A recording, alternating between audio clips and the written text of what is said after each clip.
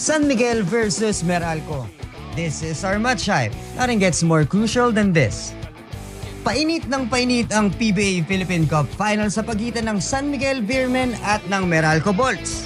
Tabla ngayon ang serye matapos masilat ng Beermen ang Game 2 sa Bolts 95-94 noong Biyernes, June 7. CJ Perez was brilliant all game long. Pumana ng playoff career high 34 points ang The Predator, capped by a 3-pointer in the last 22 seconds. Rest din ang sagot ni Marshall Lassiter na siyang tumapos sa laban. Pero the series is far from over. Bounce back ang gustong mangyari ng Bolts who actually led at 94-92 down the stretch behind Chris Banquero. With the best of 7 affair tied at 1-1, things are only expected to be more exciting from now on.